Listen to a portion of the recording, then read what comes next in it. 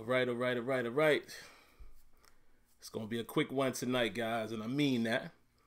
Give you guys a little bit of time to get up in here before we get started.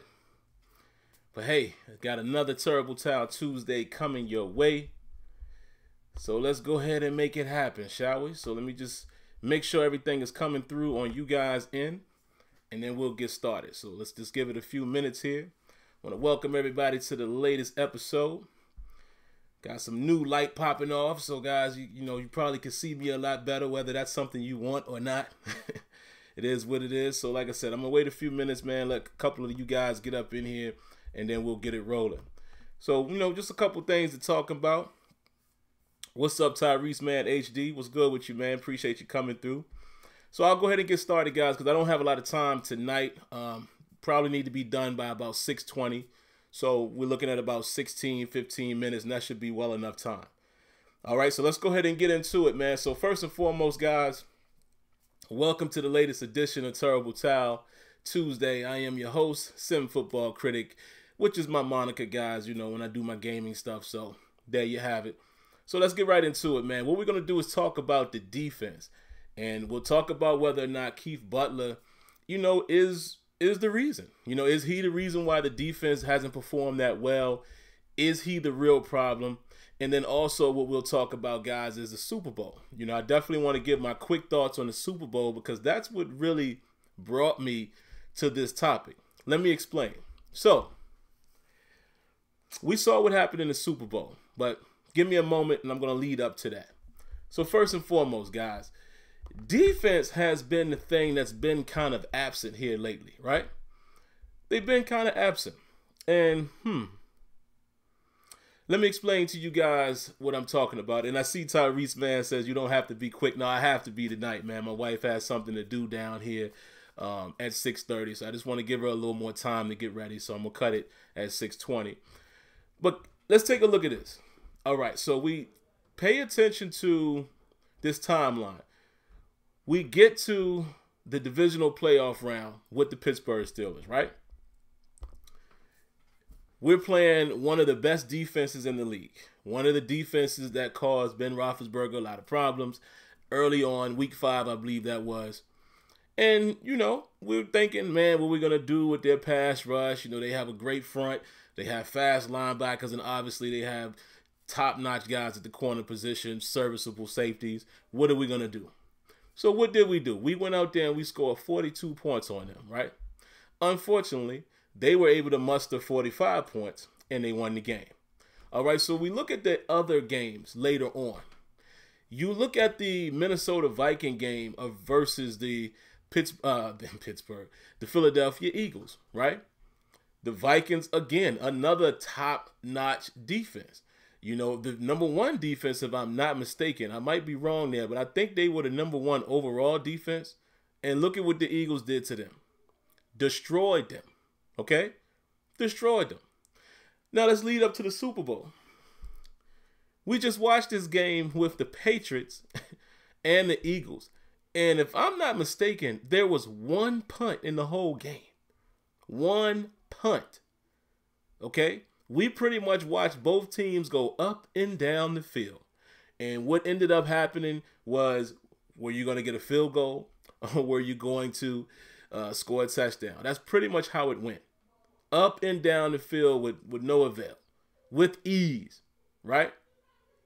So when you take a look at that situation there, it brings me to this. Is it all Keith Butler? Is it all Keith Butler, guys? And the reason why I asked that question, and you may see in the thumbnail, I have a picture of him and Dick LeBeau, and I want to bring that up really quick. Go back through recent history, the last 15 years or so. Even the time when the Pittsburgh Steelers were the number 1 defense. 1 against the run, 1 against the pass, or number 1 overall. It was sometimes when we might have been number 3 in the category or number 1 in the category, but a lot of times we were still number 1, right? Here's the question. What really changed? Keith Butler was on the staff then as the linebackers coach, right? But he's cut from that cloth. He's cut from that Dick LeBeau tree. What was the difference back then? Even as recent as 2008, might have been the players, playmakers. Troy Polamalu. You know, we all know Ryan Clark wasn't the greatest safety, but Polamalu was a guy that was all over the field. Oftentimes, he told Ryan Clark, "You gonna play up close, I'm gonna go deep." Even Dick LeBeau would say this dude would just do stuff. He would just improv sometimes. You had a guy like Ike Taylor. And at that time, in his prime, Ike Taylor was a monster. You know, he was a solid corner, and we had other guys that could complement him. We had guys like Deshae Townsend, who ended up being a better player over time, right? Then we had a guy, you remember when we had guys like Brian McFadden, big corner? You remember when we had guys like Keenan Lewis and Cortez Allen? Remember when we had that trio with Ike? That was the year we actually beat the Patriots, when we were able to man it up. It was the personnel, right? Now, we do have personnel now, but think about it. On the outside and at the safety position, we don't have those type of guys. We had one superstar, and to be honest, he never necessarily, we still haven't seen Ryan Shazier play at his best. We've always seen what he can do, right? Unfortunately, he gets injured. So at middle was suspect this year after Shazier goes down. We got some solid players at the end position. Cam Hayward, I think, is a stud. Stephon Tuitt, I think, is a stud. They kind of disappeared in the last couple games. But hey, sometimes you can't rely on just one or two guys. You need great players in other spots.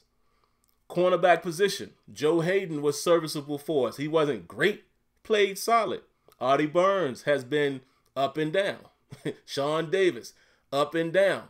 We all know what Mike Mitchell brings to the table. We see a spark in Mike Hilton this year.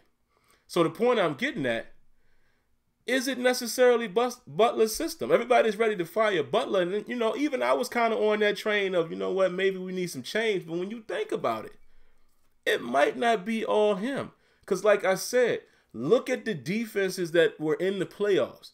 They all got scored on. Pittsburgh, we put up 42 on the Jaguars with ease. The Eagles blew out the Minnesota the Minnesota Vikings. Okay? New England's defense, I've been saying all year their defense isn't that good. So that wasn't a surprise what the Eagles were able to do. But look at what Tom Brady was able to do to the Eagles defense. It was a lot of times where guys were wide open. I mean, butt naked open, wide open. Think about some of those passes where, Brady just heaving it downfield and cats wide open. Nobody near them. See what I'm saying? And this is an Eagles defense that's been in the top 5 all year, if I'm not mistaken. So what I'm saying is, I don't necessarily think it's just coaching. I just don't believe that. You know, I have this debate with my father-in-law all the time. Shout outs to Leonard. And it's just a debate. You know, it's not an argument. We just have a debate because I can clearly see why people would say it's coaching. I can see that's the easy. That's the hanging fruit that's easy to pick. That's the easy thing to blame is coaching. Just like coaches get all of the credit when things work on the field. Now, good coaching, we definitely saw Doug Peterson. Though you saw a lot of coaching decisions in that game. He was aggressive offensively. All of those 4th downs he went for. That 4th and 1, the trick play that they ran, they threw the pass to Foles on 4th and 1 on the goal line. You see what I'm saying? That was a coaching decision, but had he not got those, people would have been ready to crucify him. Had that been Mike Tomlin doing that, people would have been ready to stab him in the throat to be light on that. It would have been worse than that. And had Doug Peterson not made those 4th downs and they lost, everybody would be saying how bad of a coach he was. So you see what I'm saying? The coaches get all of the blame, whether it's good, bad, or indifferent. But you cannot look past the fact that personnel is a key part of the component. That's facts. Now, speaking of personnel, guys, because I'm trying to speed along, guys, like I said, I got to run out of here in a minute. We have a couple linebackers on the staff, man. I was reading SteelersDepot.com earlier today, and I kind of forgot about these dudes. Well, one I remembered, but I kind of forgot about the other. And Alex Kozor was mentioning that, you know, the Steelers may get some, or hoping to get some pass rush out of 2 unnamed linebackers, who would be Keon Adams, which I have remembered him, and Farrington Hoonigan is his name. Now, you guys remember in preseason, Hoonigan was doing some decent things, even in coverage. It wasn't great, but he was showing a little bit of promise. And Keon Adams, even Javon Hargrave said that, being an ex-teammate of his, that he has a real good bend coming around the edge. It would be great if these guys can come out and give us something, because one of these guys are going to have to play this year if they make the team. There's no James Harrison. We don't know what's up with Bud Dupree. And like my boy Tony would say, he's going to call him Dud Dupree for now until he proves otherwise. And I hate to talk about the guy, but that's funny. So I'm going to follow suit. Dud Dupree, we don't know what we got in him. We don't know if he's a dud, just Bud, or a stud. Which one is he going to be? We'll see. But that could be interesting too. If we could save a draft pick or two from not having to go on the outside, that would be great. But again, you don't know that until you get these guys in camp. So you might still see a draft pick go in the way of outside linebacker, and I wouldn't be upset with that. More pass rushes, definitely. But, we got to take a look and step back and think about that, man. It might not necessarily be just the coaching. When you see all of these other teams, I mean, again, the highest game you can get to in the Super Bowl, the defenses were nowhere to be found until the last series, pretty much. Brandon Graham, I think his name is, he comes up with a strip fumble on Tom Brady, and there you have it. And then Fletcher Cox gets pressure on the next play, and there you have it. That's what was missing from the Steelers defense. We were unable to get guys or make a play when needed. We didn't have enough of those plays like the TJ Watt play on Joe Flacco, to knock that ball away and end the game. We didn't have enough stands. That was really what was wrong with the Steelers defense. Outside of the problems, we gave up too many chunk plays, and I don't know what our secondary was doing at times with, particularly safety and Artie Burns.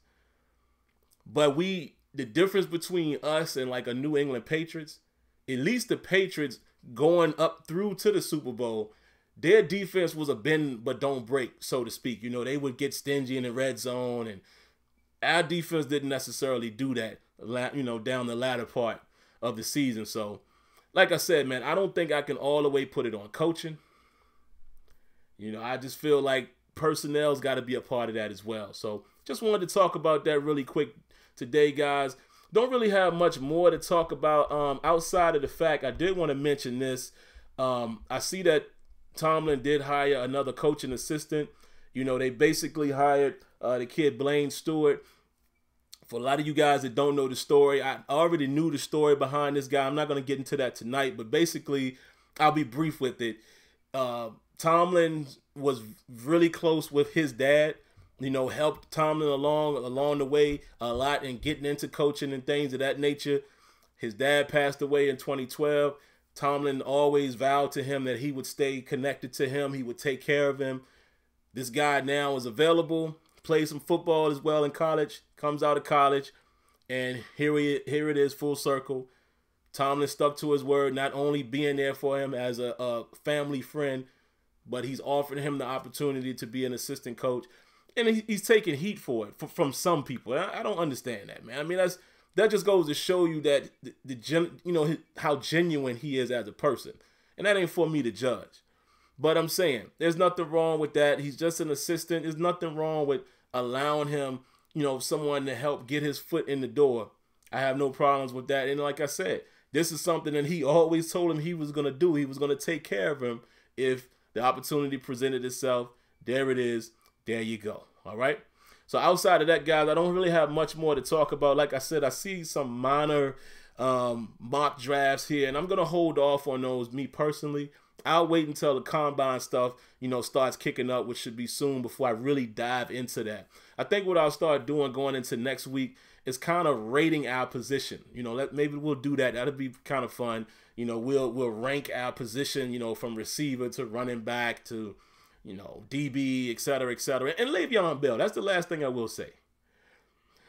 I get what Le'Veon Bell is doing, but let's be honest. The bluff is not going to work because nobody in their right mind thinks that you're going to retire if you get tagged. And let me explain to you why. If you get tagged at 14.5 or 15 million, whatever is projected to be, what's the benefit to him of retiring? Why wouldn't you just play that last year? and make that bread. Like, I get what he's trying to do. He's trying to bait him, but that ain't going to work with the Steelers. It's not going to work.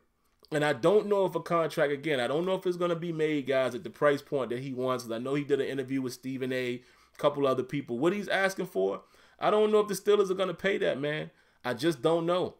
I don't think they need to be honest. I think Bell needs to find a comfortable spot where he knows it's not the highest, but it's something that he can accept, sign it, and play with the Steelers. If not, you're probably going to get tagged, and then they're going to let you walk. Or I could foresee them not tagging him.